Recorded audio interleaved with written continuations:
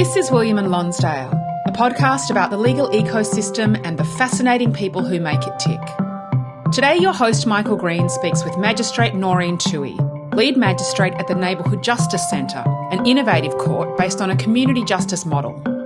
Noreen brings a wealth of experience to the role from her time at the OPP and as a magistrate in the suburbs of Melbourne and rural Victoria. She has always had a problem-solving approach to her work, and in the early days of her career, that was sometimes at odds with how the justice system dealt with serious matters like family violence and witness support. Happily though, she has seen a huge change in these areas, and this is absolutely evident at the NJC, where the entire model is based on problem solving and working with the community to get the best outcomes for everyone involved. A warning, around the 23-minute mark of this episode, there is a brief yet graphic description of family violence. Yes, there have been some really remarkable changes over the course of my life in the law, particularly in relation to witnesses and ensuring that witnesses give their very best evidence. And I remember a little girl, she was 11, and she was in the witness box at the county court. It was a big old wooden box. She was a little girl and her head was all really we could see over that witness box. And she had to climb up the stairs. Very nice county court judge, but of course the judges up on the bench, barristers in their wigs and gowns, and this little girl, and the judge, as the law was at the time, required to ask this girl about whether she understood the nature of an oath and did she believe in God. She was a girl who hadn't had any sort of religious upbringing. She answered the questions. Essentially, the judge at that time couldn't be satisfied. She understood the nature of the oath, and he then said, no, I'm not satisfied. She's able to give evidence in this case. It was a sexual offence case in relation to 3 children. She was the youngest, and this was an accused who had formed a relationship with their mother. So when she was walking down the steps, I helped her out, went out to the prosecutor's room, and she burst into tears, and she just said, why won't they let me tell the people what he did? I now look back on that. I've never forgotten it, and I think that children, cognitively impaired people, the legislation now, all the changes that have been so dramatic, what it means now is that people really can give their best evidence.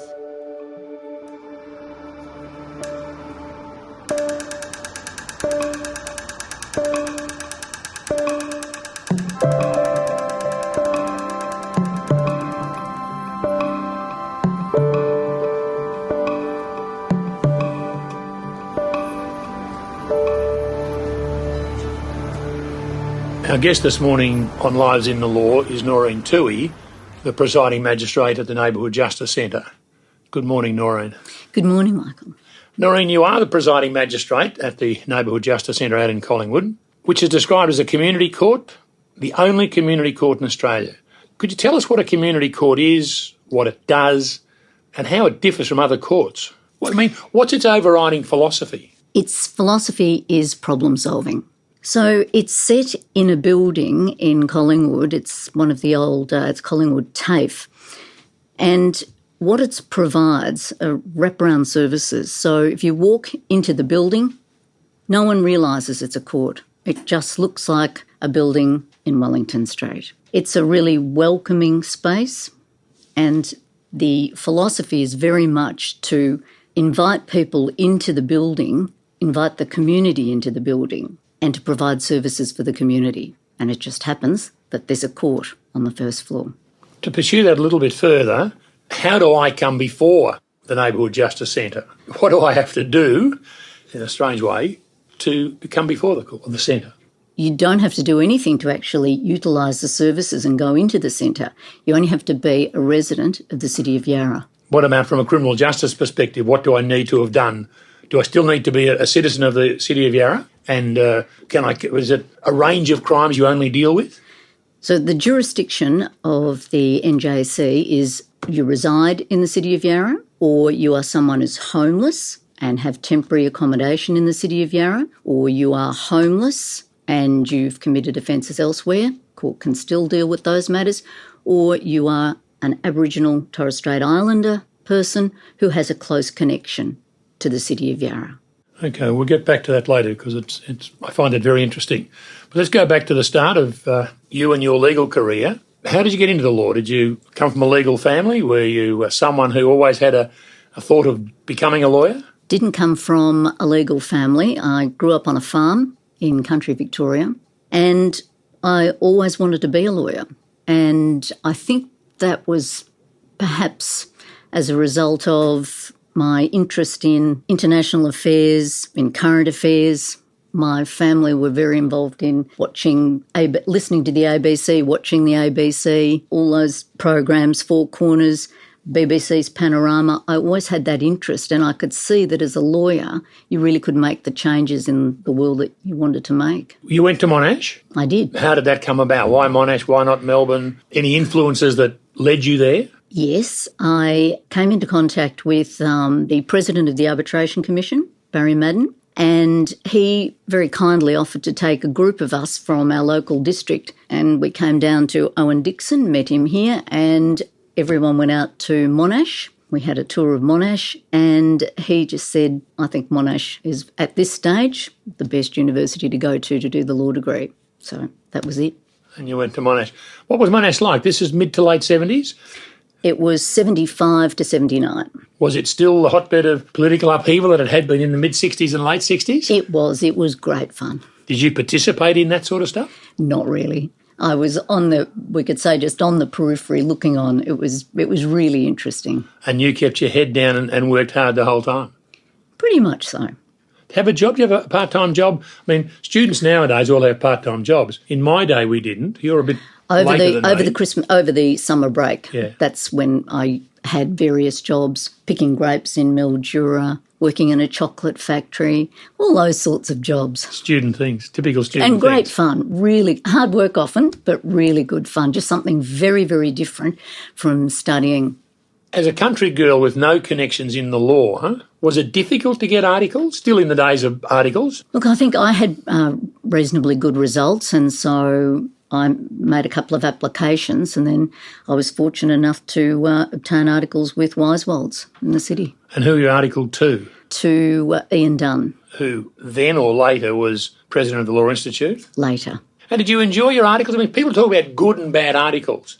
I never experienced bad articles, so I wouldn't know, but I met a lot of people who had what I call, not bad articles, but meaningless articles. Yeah. They were sent up, not now, but up to the titles office to do titles office work all day, every day. I had wonderful articles. I just had so many opportunities. I got so many different experiences. So I was involved in family law work, civil litigation.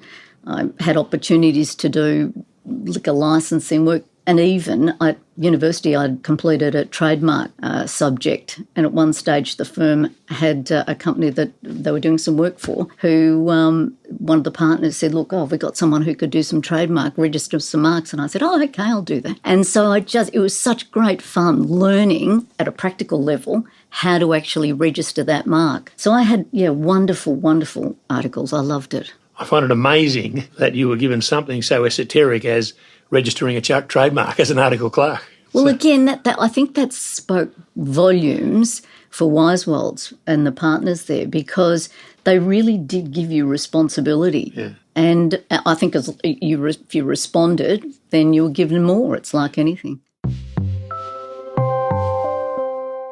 So you do your articles at Weiswolds, you work there for another year, but then you wander off to Europe for 2 years. I do. So, yes, I started at Weiswolds in March of 80, was admitted in April 81 and then finished with them in August 82. And by then, one of my cousins had gone to the UK on a work permit, was living in the UK, and I, of course, was hearing all about the UK, and I was getting pretty excited about the prospect of travel. And so I finally plucked up the courage to speak to Ian and say, look, I think I'm going to leave if you don't mind. I really want to travel. And so I think I gave 6 weeks' notice, and then I hopped on a plane in September of 82. You had no fear for your future? You didn't think, well, I may not have a job when I get back? I had a funny conversation before I left, and My main worry is I was obviously relatively young and the partners were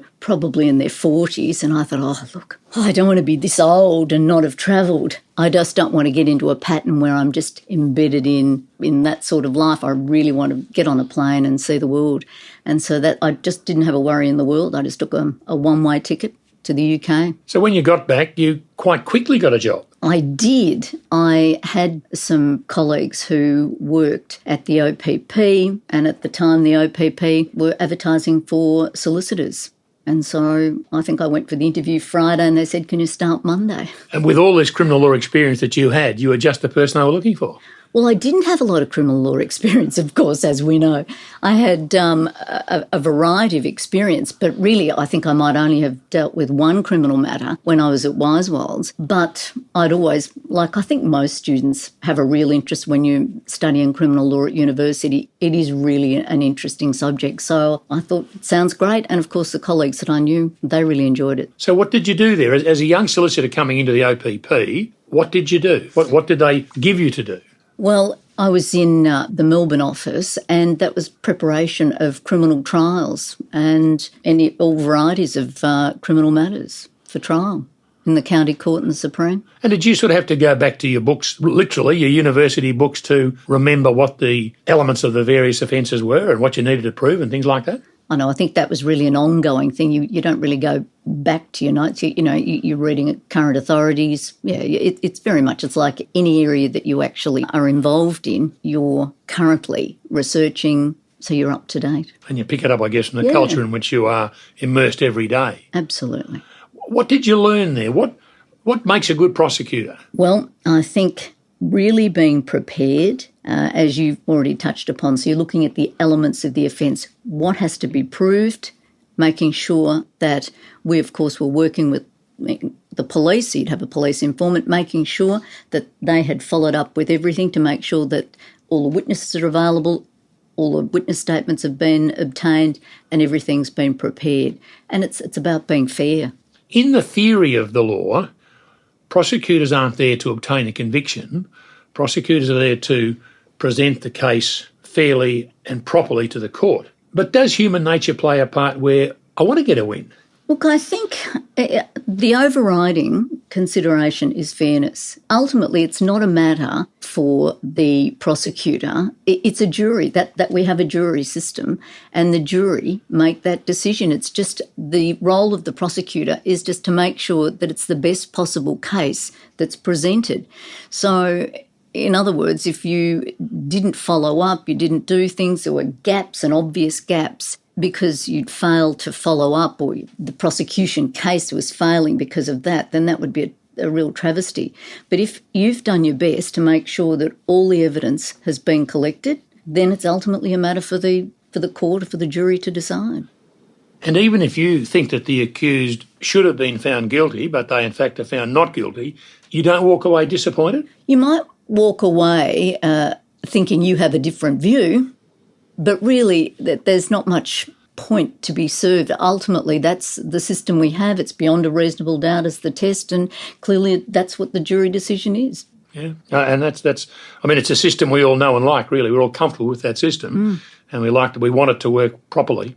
Now, there's a section at the OPP called the Committals Advocacy section, which I think you were involved with setting up. What was the need for it at the time, and what does it do? Well, that section really came out of the Pegasus Task Force. The Pegasus Task Force was set up. It was September 1992 that the report was released, and Chief Justice Phillips really instigated that report. And at that stage, what that report looked at was delay in the criminal justice system. So looking at the delay in the time that a matter, by the time someone was charged, getting through that whole process, committals through to trial, what can we do to reduce the delay? One of the matters that was raised, of course, is, well, what can legal aid do? What can the OPP do? And one of the recommendations really was let's have a more proactive approach in relation to hearings.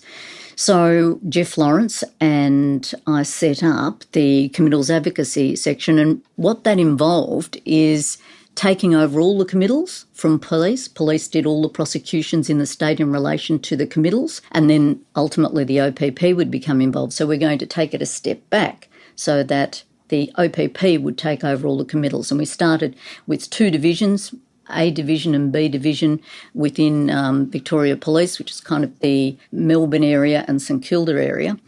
And we would collect all the police briefs. I'd take them home at night. I'd then come back, and at that stage it was the old Melbourne Magistrates Court, so I'd come back early in the morning and I'd meet the police informants, usually from the various police squads, and then lawyers would start arriving and we'd all start discussing the cases. And so you were actually there as an advocate? An advocate, and we also had the ability to negotiate and discuss the case. One of the things that used to happen at that time is we used to have a lot of reserve pleas at a committal, so you'd get to the stage where at the end of the committal or even prior to the committal, someone would say, well, I'm just going to reserve my plea. Well, again, that did nothing. It just delayed the whole process. So essentially what happened is we would look at the case, we'd discuss it with the police, and, for example, I'm just going to give a really basic example, but there might be someone charged with making threats to kill. We might well look at the case, have a discussion and say, look, this matter really could be dealt with in the Magistrates Court. It's on track for the county court, but we think perhaps if we had other charges like threatening words in a public place, let's do the plea in the Magistrates Court. Are you ready to do it now? Can we do it today? Or might need some plea material, let's adjourn it, let's get a fixed plea date. Or no, it's a more serious case, it's definitely on track for the county court, let's draft the actual presentment as it was then, the indictment now, and that will be the trial presentment, or it'll be the plea presentment. So it really sped things up in the sense that you're just doing the same work, but just reducing delay, which of course is what the task force was all about. Noreen, to me, that sounds like plea bargaining. And plea bargaining sometimes gets a bad name because it appears that to speed up the system, people are offered lesser charges and they plead guilty to lesser charges rather than have to face up to more serious charges. Is that what's going on, and is that a good or a bad thing? No, I think what our role always is as a prosecutor is assessing the strength of the evidence, and it might well be that sometimes police will charge someone with a whole range of offences. And in reality, when I'm assessing what has actually occurred, I might well say that the threatening words, given the context of how this has arisen, is the appropriate charge. Make no mistake, if I thought that it was a serious matter and it should be in the county court, that's exactly where it would be. And then it's just a question of saying, well, what are, out of a whole range of charges, is always, given a particular factual matrix, there are always numerous charges that could apply, and you'll see that in court all the time. That it happens before me all the time, where I might have a half a dozen charges, but in reality, it's the police will withdraw 1 or 2 charges because it's what is the charge that is covering that behaviour. So no, I think those discussions were really always based on looking at the strength of the case and the context of the case. So basically it always, in the past and even presently, gets back to the evidence. Gets back to the evidence, and of course the other always and a very important consideration is a discussion, perhaps if I'm now going to talk about matters, perhaps something like a sexual offence. If ever we're involved in any discussions involving sexual offences, clearly that's going to be a matter where you're going to be consulting with the victim as well. Thank you for that. Now, after 10 years at the OPP and obviously enjoying your work, you become a magistrate. How did that come about, and why did you make the decision to become a magistrate? I think at 10 years I had been in and out of court all day, every day, and I used to obviously speak fairly regularly with magistrates, judges, and various people were suggesting that I might like to become a magistrate. So I thought about it and thought, well, look, I think I would enjoy it. It's a little bit different from what I'm doing, but I think I could do it. So really, people thought you had both the personality and the skill set to be an adjudicator. Well, I assume so. Oh, that's how it appears to me. So early days as a magistrate, you're up in Shepparton and you were there for several years. Is it different being a magistrate in a regional area where you're permanently there, or is it the same as being here in William Street on the corner of William Street and Lonsdale Street, or in one of the suburban magistrates' court, or is country life make it a different? I think it does. I think most of my colleagues in the country would say that it is different, very different from being right in the city. I had a few funny examples. Generally, I didn't have an issue in the country at all. We did such a huge range of work, the child protection work, the crime, the civil, the victims of crime, and it really wasn't an issue. But I did have some funny experiences. For example, I went to Mildura for a short period of time and I dealt with a young man on a speeding charge, and his mum was in court, barrister appeared for him, and it was just speeding down the main street in Mildura. I'd finished it, I can't remember, I think I've either fined him or placed him on an adjourned undertaking. Then at lunchtime I went over the road and his mum was in the cafe serving lunch. And she recognised me. I didn't recognise her because is often the case. There's so many people in court in the morning and I didn't recognise her. But then she started asking me about the case and why did you do that and why did you do this? And I was happily chatted to her and just said, well, because, and I think I've explained this and this and this, and that was it. Then a couple of days later, another boy who'd been racing up and down on the same stretch of road came from a very, very different, quite a tragic background, and he was sentenced to a lesser penalty. So I go over to get my lunch, and then she's been following that. Well, why did you give him this particular sentence? So I've explained all of that to her. And nearly every day I had to stop going there for lunch because every day she was reading the local paper and finding out what the sentences were and who was doing what. It was quite funny, but it just got to a point where really I just thought, look, it's probably not a good thing. I'm happy to talk to her. I think it's really important that the community understand why we're making the decisions we do, but you know, I did want a little bit of peace getting my lunch. I mean, the lesson to me out of that, and I say to people who ask me questions about cases, I say, you can make no judgments based on what you read in the paper. Unless you're in court for the whole of the hearing, you can have no idea based on what the newspapers say. Mm. As I understand it, Noreen, a huge part of the work in the Magistrates Court is family violence, which is dealt with very differently now to the way it was when you first started in the OPP and were first a magistrate. Could you take us back to how family violence used to be dealt with, a domestic in inverted commas, to how we deal with it now, and what you think about the change? Look, it's dramatically different. When I first started at the OPP, so, you know, you're going back to 1985, certainly the attitude of Victoria Police was, it's just a domestic. Everything else got priority unless someone was incredibly seriously injured or killed. And so over time, things really did change. And even at that time, if you were dealing with some serious matters, you often found, as is the case today, you might well have someone who says, look, I'm not going to make a statement. I love my partner and I know I've been seriously injured, but I'm not going to make that statement. I'm not going to give evidence. And certainly as a prosecutor, I had to say at times back in the late 80s, well, you'll be subpoenaed and we're going to require you at court. And I remember one occasion particularly where a woman was in that situation where her eye had been poked out with a billiard cue. And for me, that was a matter that should not just simply go away. It should be prosecuted. Now, ultimately, she came to court on that day. Her partner pleaded guilty. She sat with him in court. It was in the county court, but it was dealt with. I think that as time has gone on, the community has become very aware of how serious family violence is. It's that whole notion of behind closed doors, and it was a family matter.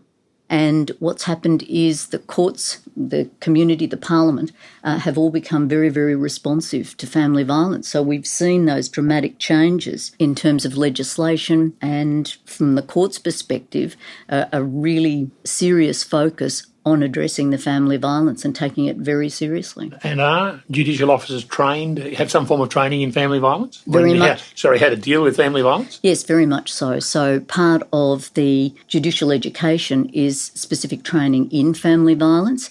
And I started off, I was one of the, what's known as the lead family violence magistrates at Ballarat when the specialist division in the court started in Ballarat. and Heidelberg back in 2005.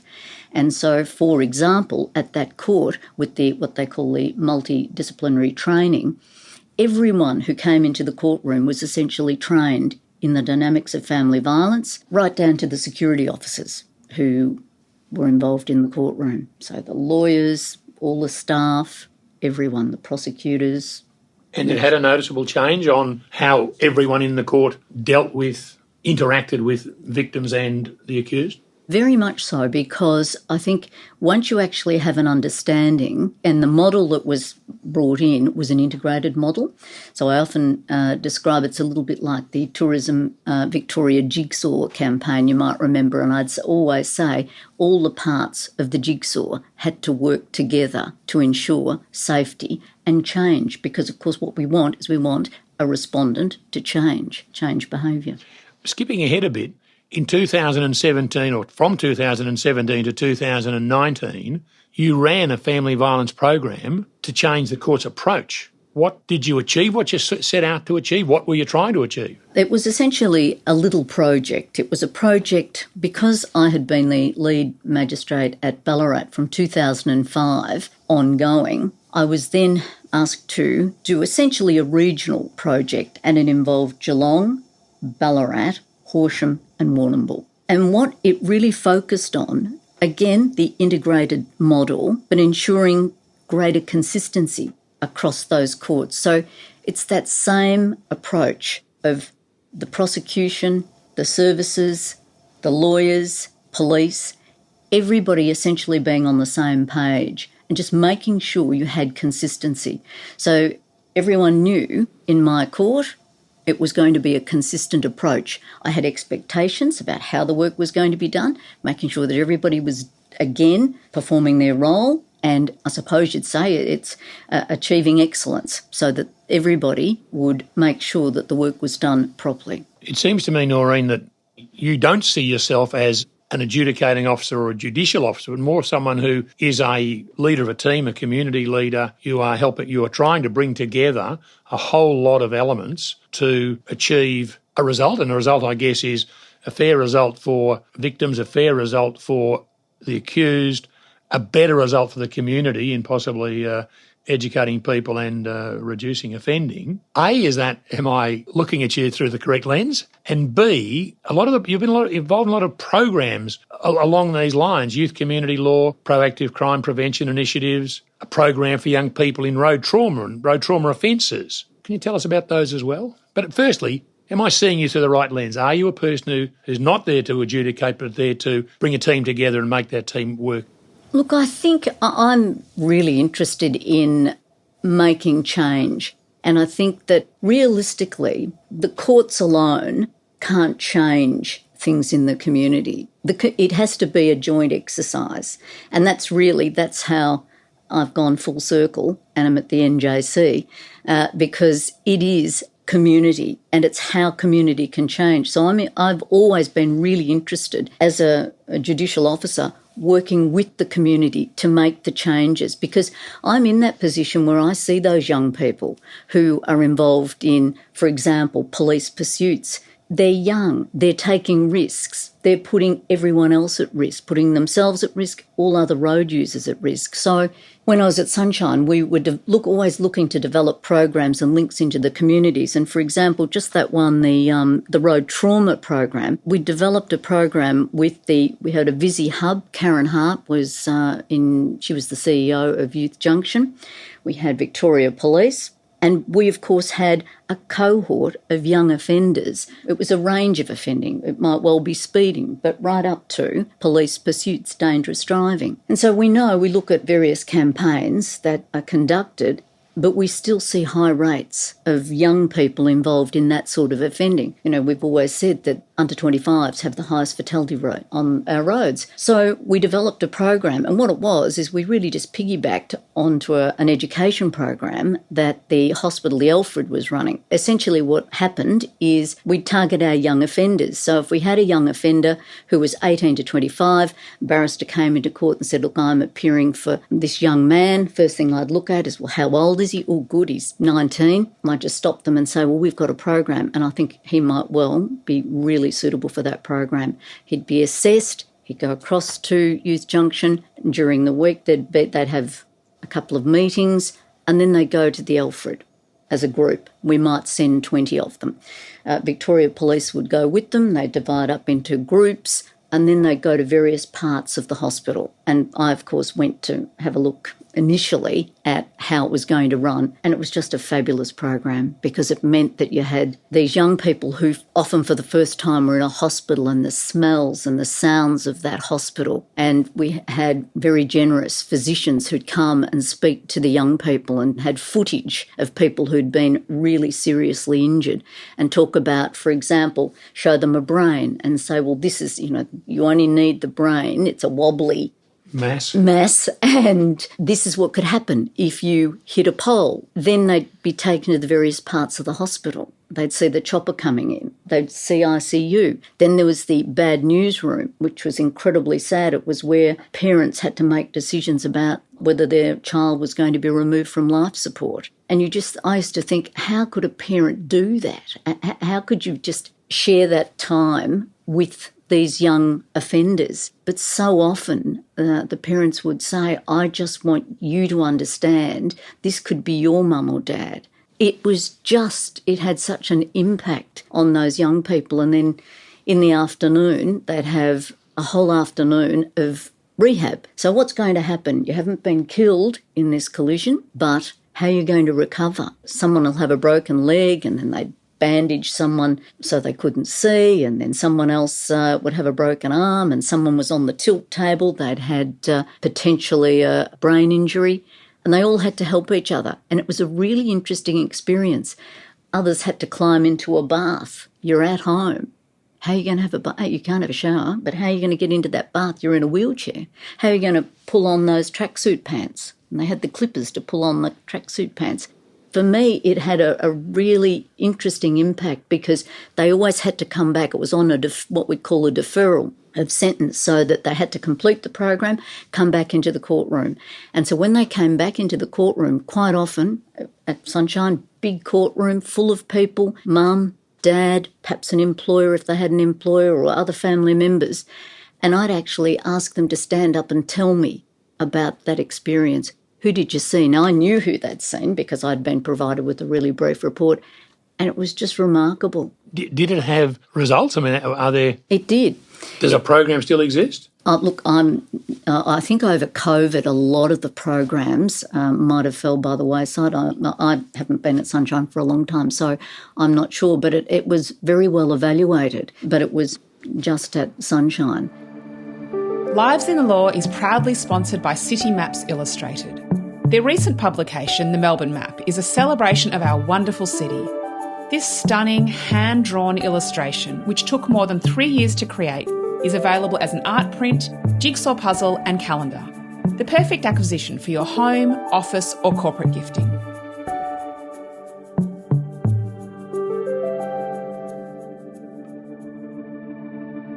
So, Noreen, this leads into the Neighbourhood Justice Centre, or the NJC. How did you get that job? You are a coordinating magistrate at the time, I think, either was at Sunshine or the Grampians, but then in the last couple of years, you've come across to the NJC. Well, did someone put you there, or did you want to go there? Well, under the Act, the Chief Magistrate has to assign a magistrate. It's a gazettal process, and the Chief Magistrate under the Act has to look at therapeutic jurisprudence and problem solving, looking at someone who's got those skills and that background. But surely you had your eye on it, because it seems to be a natural fit for you. I did, very much so. David Fanning, of course, had been in that position from when the court opened back in 2007, and David was coming up for retirement, so I certainly had my eye on it. Now, you mentioned earlier about the building that you are in out at Wellington Street there. Can you take us back there and in a bit more detail? So 3 floors and different functions on each floor, and some of them are community functions, not just legal functions. That's right. And I think the best way I could describe it is we do have a website and we have a virtual tour that everybody can clearly walk themselves through. But if you arrive at the building and you come in to the building, the first thing you notice is the artwork. And the artwork is part of an exhibition called Urban Campfire, and that's local artists, local community members who are actually involved in the production of that artwork, and the exhibition it's a changeover every 6 months. And a good example of how that from the very beginning involves the community is last week we had the Year 9s from Collingwood College. They're going to be preparing some artwork for us and taking part in that exhibition. So you come in, you see that artwork. The next thing you see are the security team.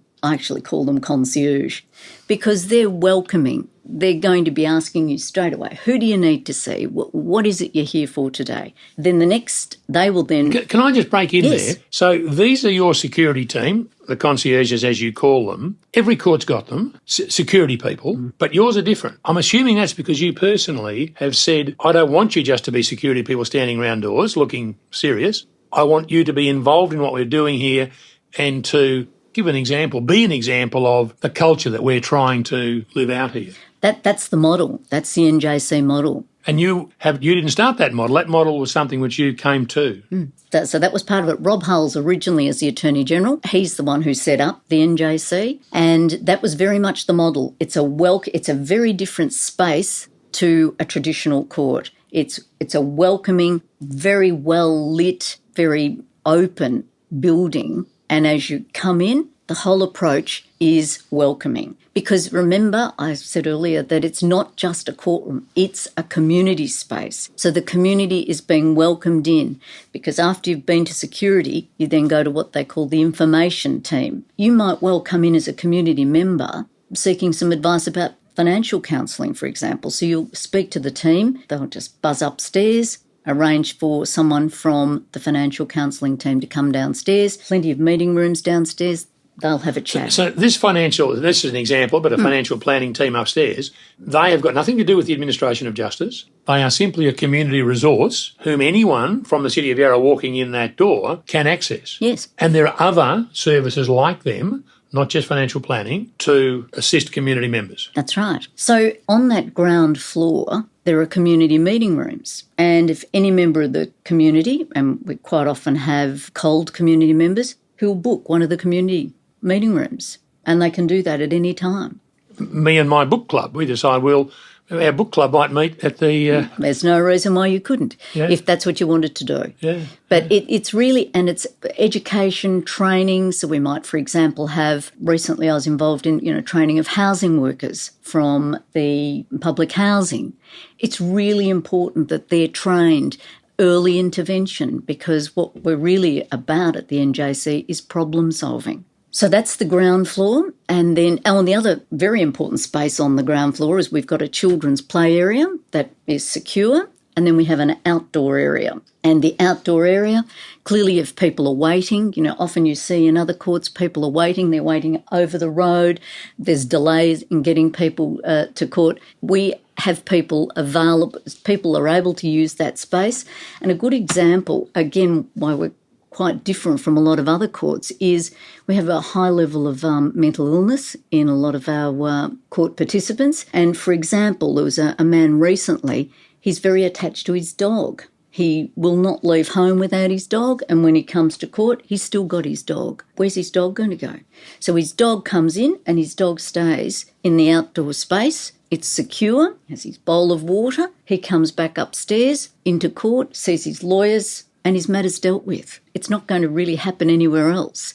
But at the NJC, we can accommodate, and that's really what it's about. It's about the staff, everybody is trying to accommodate to make sure that everybody is treated respectfully and we get the best result in the sense that people are going to change, but they're going to do it in a way that is engaging with all the services. So if I take you back up the stairs, so we've been to the information desk or information services, we go up the stairs, then we have Just Bites. Just Bites is the little cafe. It's a social enterprise cafe. It's run by one of the local community agencies. And the women who are employed there, it's part of a training program as well. Tea, coffee, Milo for free. That is a fabulous little cafe, has hot meals a few days a week. Essentially what it does is it just calms people down. Where people are anxious, worried about what's going to happen, lawyers just simply say, well, look, let's get you a coffee, let's just sit down. Plenty of rooms upstairs to sit and discuss things. We've got the lawyers, legal aid, we've got the legal services, and then, of course, private lawyers who come in. We've got the registry, and our registry, a very responsive registry, small team. If it's pretty plain that someone has an issue, and it might be that there's some serious mental health issues, they can just phone upstairs to the team, all the services, arrange for someone to come down straight away to see that person. So all of the services, such as financial planning, helping people who've got mental health issues, are situated on the third floor? So up on the third floor, there's a whole team of people. And that consists of, and it's the model, there are people who, for example, are co-located. And I'm just going to give you one example. There's someone who is a mental health clinician who works at St Vincent's Hospital, but also works at the NJC. And the beauty of that, of course, is that she's able to access the database for both. They're the same, often they're the same clients. So we don't have any delays, we don't have silos and cylinders. She can access that information straight away. She knows, as soon as she sees that person, she knows what's happening with them. Now, I skipped up to the third floor there a bit quickly. Have we got a courtroom somewhere in this court? We do, on that floor with the coffee shop. I see. Which is... So it's like the Supreme Court, big judge sitting up there with a wig and a gown on and intimidating the life out of all of us? Not at all, quite the opposite. The bench is quite low. The bar table is an oval bar table. The dock and the witness box are identical.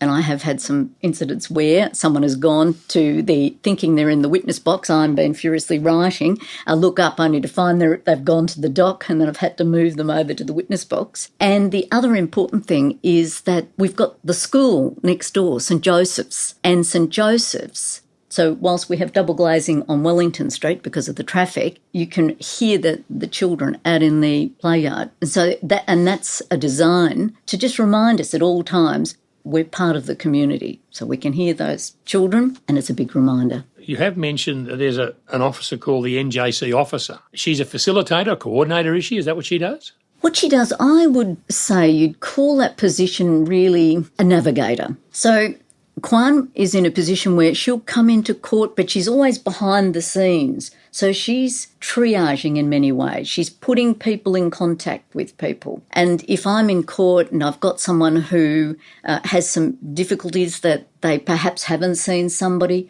I can then just simply say to Kwan, look, what if I'll stand this matter down?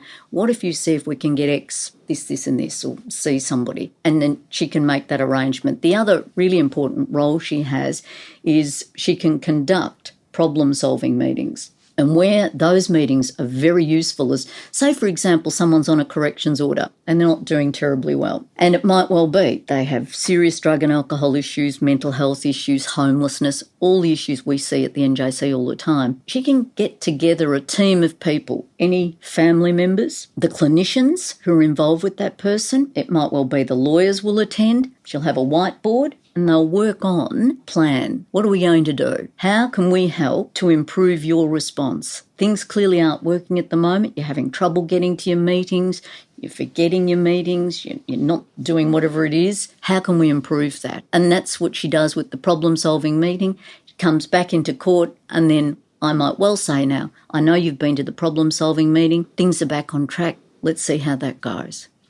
Is there follow-up to that? I mean, so Kwan comes up with a solution or a plan of action. Mm-hmm. These things, of course, can very quickly go off the rails. Is there follow-up? Does that person come back and check in with Kwan, or come back to you and we look at what's happening and possibly adjust the plan or do what we need to do? Those people come back all the time. That's really one of the features of the NJC. So in terms of sentencing, what I use all the time is judicial monitoring, deferral of sentence. They're the two big tools, I suppose, that I use. So if someone is on a corrections order, they come back very regularly to see me, and I'll come down and sit at that oval table. They're on the other side of the table with, say, the corrections officer, sometimes with their lawyers. The very first thing I'll say, well, how are things going? Now, I know because I've been provided a report, so I do know whether it's been going well or whether it hasn't and what their problems are. But really, I want to engage them. They're the ones who are going to make the changes. And it's an opportunity for them to talk to me and to tell me what the problems are, to tell me what the hurdles are. I can speak to corrections and say, all right, well, he's missing his meetings. How are we going to help him? And I often say, what about putting the magnet on the fridge, or anything that will actually assist in reminding them about appointments. So that's what the judicial monitoring is. And I get to know that person. So for many people, they've never had anyone say anything positive to them in their lives. They've come from really tragic backgrounds, unfortunate upbringings, and it's just knowing that someone actually cares about them. And you really do see the response. You see people changing. Can you or do you sentence people to jail? I do. Sometimes the court has absolutely no option. It's a last resort, but with really serious offending, I have no option but to imprison people. There's no follow-up there when they come out of jail or anything like that? Well, as I've said, with the NJC and the City of Yarra, that person, when they're released from custody, it might well be they're released on a combination sentence. It might well be prison plus a corrections order, or it might well simply be that they come out of prison and are welcome back to the NJC, to all the services. They're still available. If you complete, for example, that corrections order, you can still keep coming back to the NJC. Corrections staff will still see you. And do you see that happening? People Yes, coming back? all the time. So people feel it's a safe place, it's a place where I'm cared and valued, and therefore I want to go back there. I feel secure there. Yeah. I had an example of that a few weeks ago, a man who completed his corrections order, and just before he completed it, we had a judicial monitoring sitting at the table, and he was thanking me for the court helping him, and he'd made some really dramatic changes in his life.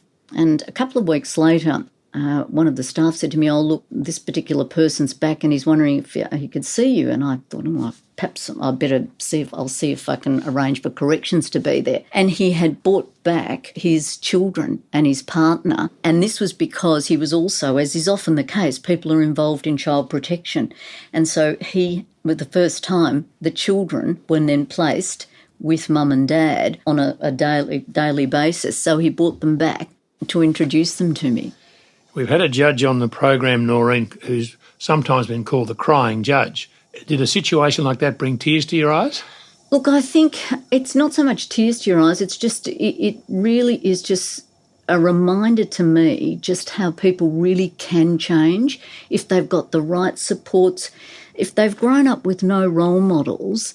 And in this case, we had a fabulous corrections officer who was working with him and teaching him things that you would hope a parent had taught you years ago as you grew up about how to take a deep breath, don't say something, think about it, deal with matters in different ways. And so with a whole lot of techniques and referrals, he had really made dramatic changes. I don't expect you to make a comment on this, Noreen, but of course sitting here, and on behalf of anyone who happens to be listening to this podcast, why wouldn't we have a Neighbourhood Justice Centre in every municipality in the whole of the state? Well, I think the NJC is a fairly special model, and in many, many ways, what we've done over the years is the NJC has developed, tested, piloted various projects. Even judicial monitoring started at the NJC. We've piloted things like a court support dog that made a dramatic difference in the time that pilot was running to the court. At the moment, a family violence multilingual guide is being developed.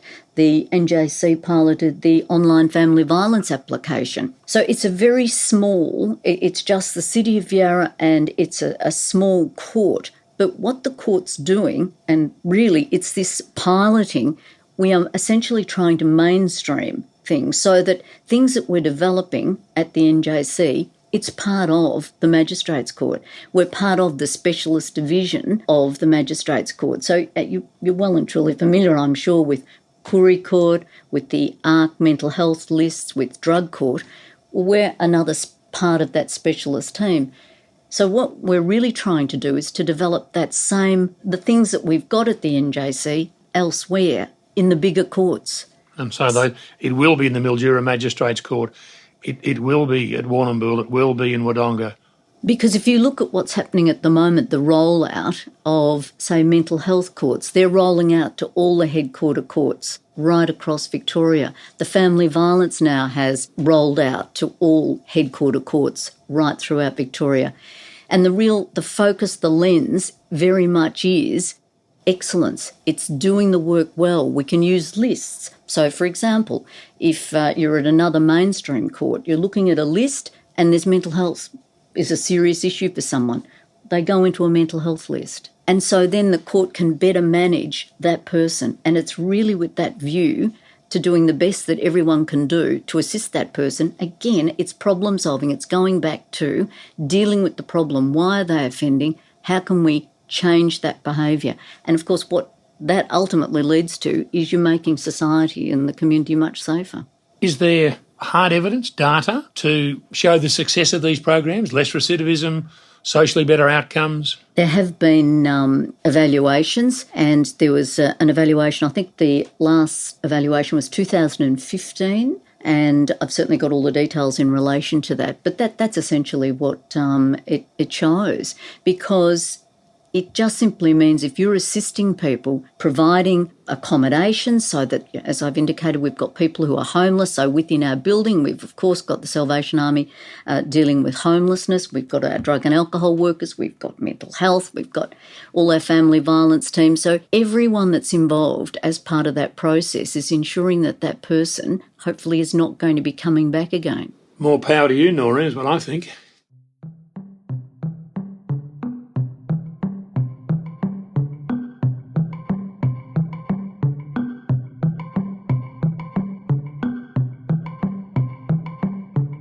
William and Lonsdale is brought to you by Green's List, one of the leading multidisciplinary barristers lists in Australia. Green's List believe in promoting conversation around the ideas and issues that shape not only our legal system, but our wider community.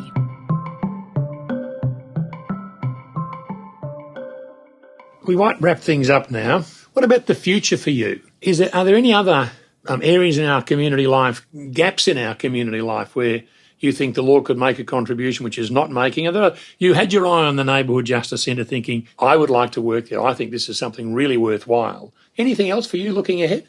I think my main focus really is the community. I think that it's, as I've already indicated, I think so much focus is on how, for example, courts are going to change something. I think realistically we are just one part of making that change. We're not the answer. The community has to work with the courts. So going back to the NJC, there's a community advisory panel that has commenced. So you've got members of the City of Yarra who are continually speaking to the NJC about things that are changing in things that are needed in the community. So the court's responsive to that. We don't just stop. We're continually looking, reviewing what's happening. And I think that that's really the area where we can really make big changes. I think that involvement with the community and getting the messages from the community and having the community involved so that you've got training, you've got projects. I haven't mentioned at all the peacemaking project, but a lot of the neighbourhood disputes, typically, I won't make orders. I'll say, look, we've got the peacemaking team. I want you to go to the peacemaking team. So this is when me and my neighbour are having a dispute over late night noise or something, and so we come to you. So someone comes in, it's an urgent application, I really need an intervention order, and I'll say, well, let's just have a look at this.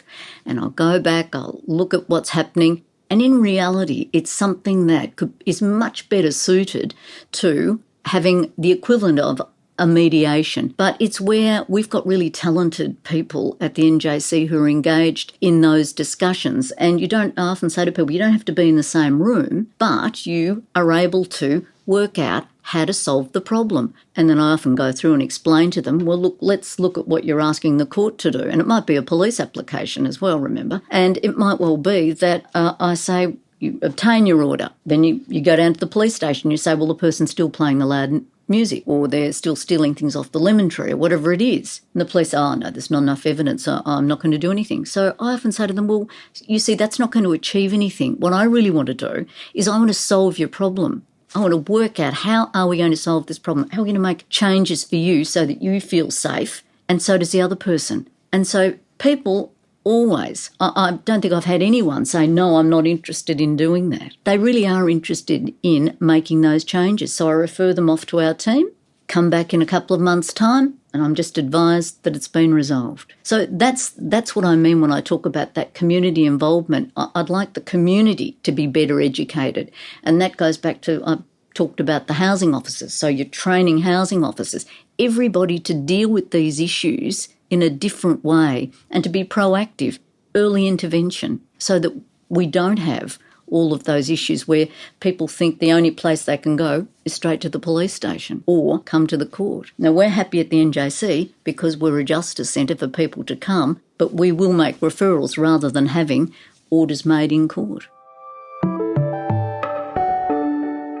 Noreen, it's one of the themes that comes across regularly in our podcasts are that people have been exposed to very good mentors. People have had long and successful or enjoyable careers in the law. Early days were mentored by generous, helpful people. I'm not interested in who may have mentored you. I'm interested in, are you mentoring people? Because you've got so much to give.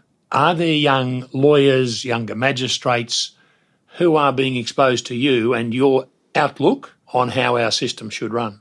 Look, I have a lot of community involvement, but not so much. I mean, I see my colleagues. I am on my own down at the NJC because it's only one magistrate, but there is someone who, historically, Jenny Coate, was certainly one of my mentors in my early days, and Jenny was fabulous, just in terms of really assisting me when I first started at the Magistrates Court. I just leave that one there for you to ponder. When we do these podcasts, I'm always thinking as a older person about younger lawyers, students. Are they listening? Are they learning, picking up some of the wisdom from people like yourself? If you were directly speaking to a young lawyer, a student coming through a law school, is there anything particular that you would say to them that you've picked up through your 40-odd years, I guess it must be now, in the law?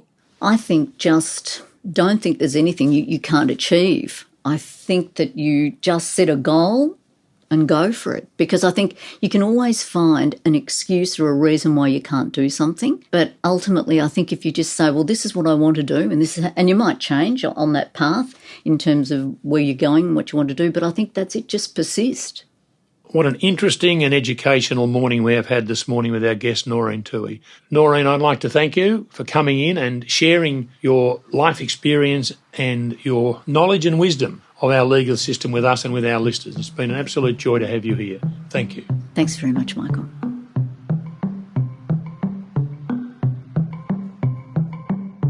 Show notes from today's episode can be found at greenslist.com.au/podcast. There you'll find links to things we've talked about in this episode, a transcript of the show, and some wonderful photos of our guests. If you're enjoying Lives in the Law, please tell your networks, subscribe, rate and review the show. Your host is former lawyer and Greens List clerk Michael Green. Our show is produced and edited by me, Catherine Green, mixed and mastered by Windmill Audio, and recorded by Alex McFarlane, who also wrote and performed all the music for the series. We're coming to you from the iconic Owen Dixon Chambers on the corner of William and Lonsdale Streets in our beautiful city of Melbourne. We acknowledge the Wurundjeri people of the Kulin Nation as the traditional custodians of this land and pay our respect to their elders past and present. There is no doubt that conversations about justice have been taking place on this land for thousands of years, and we are privileged to continue that discussion here today.